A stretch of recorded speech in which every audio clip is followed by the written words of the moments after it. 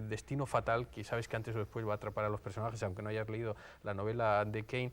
Hay algo que falla y hay algo quizás en la construcción del personaje de Nicholson, porque ha introducido una secuencia que para mí es clave, que es la de los leones, con el personaje de Angelica Houston, porque ahí está la tentación del personaje vagabundo al que le ofrecen la oportunidad de incorporarse a lo más vagabundo que pueda haber, que es un circo ambulante, ¿no? Sí, bueno. Y vuelve a aparecer otra vez la sensualidad en esa escena con Angelica Houston. Si esa escena se quita, lo único que hubiera servido de referencia es para que ella... dice, ha venido a verte el personaje de Angelica Houston, pero realmente no es necesario, yo creo, esa sensación de cuando él está aburrido, descargando la basura. No, yo lo encuentro una cosa, que es que él está queriendo huir todo el tiempo. Claro, es decir, desde el primer momento, cuando él llega allí y le ofrecen el trabajo, su primera intención es seguir sacar el desayuno, y de hecho se vuelve a la carretera, ¿no? Y hay un momento en que mira hacia la casa, lo ve, esa casa de estilo de psicosis, y decide volver, porque hay una elipsis.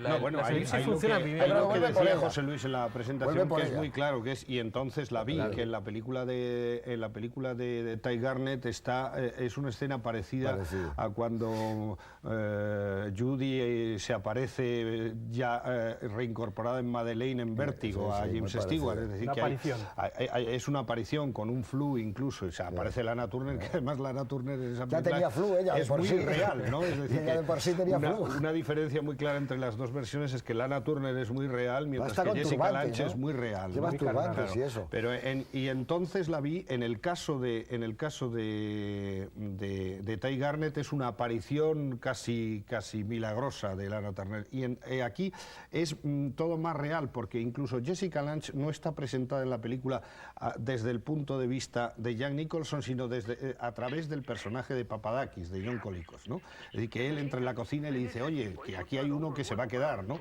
Y es la primera vez que vemos a Jessica Lange y la vemos como una señora que está ahí haciendo sus cosas en la cocina, evidentemente bastante despampanante, pero muy carnal, muy real, un cigarrillo, muy verosímil, ¿no? Pero luego Raffleson le otorga ese plano medio del que hablaba en la presentación, en la que ella, cuando sale a la puerta, lo mira y nos mira al espectador, con lo cual te atrapa en la fascinación del personaje al propio espectador. Y me parece recordar que se hace hincapié en que Nicholson se fija en las caderas de Jessica Lange. Está muy estudiado el vestuario de Jessica Lange en esta película, pero muy estudiado. Lo cual es más realista, más normal, mientras que en la película de Garnett es una estrella de Hollywood, al fin y al cabo, con su pelo rubio platino, aquel traje blanco por media pierna, etcétera, etcétera, ¿no? Es otra cosa que ha quedado ahí como uno de las imágenes es un icono, un icono del sexo del cine americano clásico, ¿no? Señor Lamer, ha pedido usted su turno. Sí, no, quería abundar en algo que ha dicho Eduardo, así como prácticamente de pasada, pero que a mí me parece fundamental, y es que efectivamente la película, a mi juicio, en el último tercio es otra película, y que a mí no me parece tan bueno el guión de Mamet, sino todo lo contrario. Yo creo que esta es una película paradigmática para explicar por qué un guión no puede ser exactamente igual que una novela. Y yo creo que el guión de esta película sigue en exceso a la novela, de tal manera que en un momento determinado se pierde el ritmo cinematográfico y lo que hay es un ritmo literario. Entonces, si os fijáis bien, el primer tercio de la película va increciendo, la película va subiendo hasta la escena de la cocina, hasta a mi juicio la mejor escena de la película, la escena de la violación, posesión, amor, etcétera, etcétera, etcétera. Y sin embargo, después se remansa a mitad de película, y en el último tercio de la película empiezan a plantearse temas que son completamente distintos, que van alargando, como tú has dicho, la escena de Angelica Houston se podía suprimir sin que pasase absolutamente nada. Y entonces yo creo que eso es porque el guionista ha seguido no la esencia de la novela, sino la novela en sí misma, y se ha hecho como una recreación de calidad, pienso que de alguna manera también para hacer pasar las escenas de sexo, que en el momento en que se hace son las más fuertes que se han hecho en esa época. De todas maneras, lo que se... perdón. No, habla tú, que eres el jefe. Yo lo que sí quiero decir es que Raffleson se ha preocupado, yo creo que más que ninguna otra versión, de los personajes. Están muy bien atrapados continuamente por él. Si os dais cuenta, casi como de pasada, cuando le invita a Papadakis a subir a tomar una copa, ella se quita los rulos inmediatamente, porque ya siente la fascinación de ese personaje. Es decir, que la dirección en ese sentido es de una meticulosidad enorme. Lo que hablaba de las caderas. No, sí, incluso más del primer tercio. Por ejemplo, a mí hay una secuencia que me parece magnífica, y esa sí es muy de Mamet, que es un gran aficionado al juego, que es cuando él está jugando en la estación de autobuses. A mí me parece que es una escena magnífica, a la altura de Hilda, de cuando arranca Hilda, que están jugando a los dados. Es una escena que demuestra muy bien el carácter del personaje y cómo él vuelve con el dinero cuando se lo da a ella, y como que no es la escena de toda la vida, va a perderlo. Es distinto que en la novela, porque en la novela él pierde, en la novela él pierde y vuelve sin un duro, y en la película Nicholson recupera el dinero, y lo primero que hace cuando se encuentra a Jessica Lange otra vez en la gasolinera es decirle, toma, aquí está el dinero, ¿no? ¿Y vosotros habéis entendido por qué compra los 2 billetes a San Francisco? Porque es más barato que ir a Chicago. Pero eso es una interpretación tuya. No, es por el dinero, porque ella le dice, ¿y por qué a San Francisco? Para sacar dinero en la vuelta del cambio. Chicago está muchísimo más lejos de California, yo he tenido la que San Francisco está en que iba a California. jugar los billetes también. No, él iba a coger 2 billetes para Chicago, que se supone que desde California, de donde estén ellos, alrededor de Los Ángeles, hasta Chicago, es cruzarse medio país, mientras que en San Francisco está al lado, le vale mucho más barato los billetes. Yo creo que además a este personaje le da igual ir a San Francisco que a Chicago. Pero es más barato. Él quiere moverse, tú lo has dicho. Sí. Yo discrepo, en cambio, aun coincidiendo en la parte final de la película, como he dicho, en que quizás no está todo tan explicado en el desarrollo como en el resto de la película. Yo creo que, en cambio, el guión de Mamet me parece, aparte que es muy de Mamet y que Rafelson lo ha dirigido con enorme sensibilidad, con enorme inteligencia, yo creo que está muy bien. Es decir, que pivotando sobre todo sobre muy largas secuencias. Por ejemplo, la secuencia de erótica en la cocina dura 5 minutos. La primera secuencia de asesinato dura 9 minutos. La segunda secuencia de asesinato dura 12 minutos.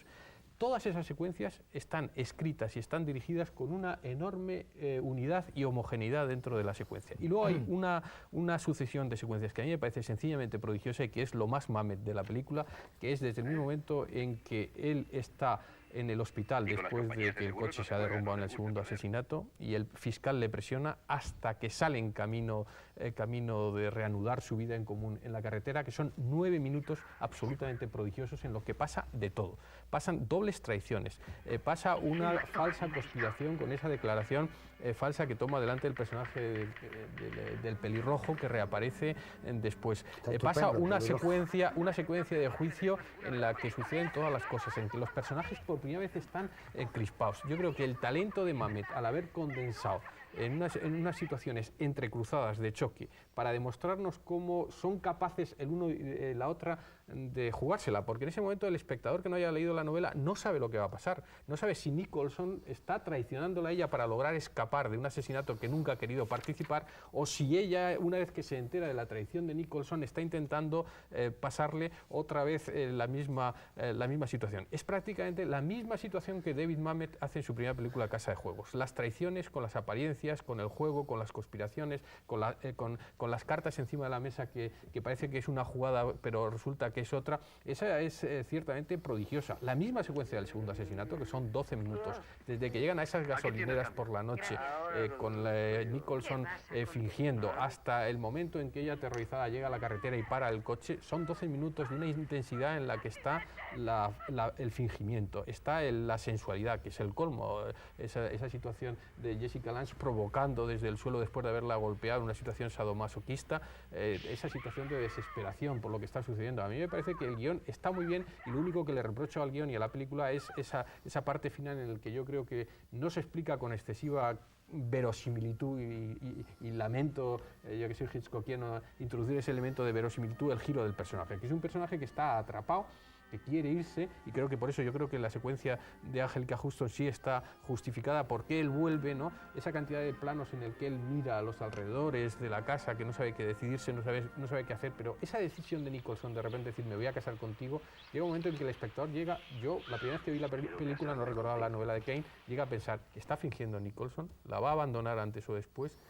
Eso es el único reproche que le puedo hacer al tercio final. El resto creo que está muy bien, bueno, es que muy es bien una historia dosificado. También de amor, pero que yo creo que el deseo está claro que va dejando paso también al amor, a la soledad del personaje, que está también hastiado, ¿no? Yo creo que esa secuencia, si yo no la he medido, Pero si mides la escena cuando él le dice quiero casarme contigo, que él está luego de espalda y luego viene un primer término, también es una escena larga, resuelta siempre en un plano secuencia, ¿no? Pero a mí me parece que el nacimiento de esas noches de espera, donde el deseo va acrecentándose, incluso cuando él está un poco dolido, cuando trata de comprender los cambios que se están produciendo en ella, yo creo que eso sí va dejando claro por parte del guión y de Rafelson que él se está enamorando. Hay una escena muy bonita cuando está tirando las cartas al sombrero, que esa es otra escena muy típica del guionista, de Mamet, ¿no? Que es una escena muy bonita donde tú dices, pones las cartas sobre la mesa, él dice, ya ves lo que estoy haciendo, ¿no? No tengo otra cosa que hacer.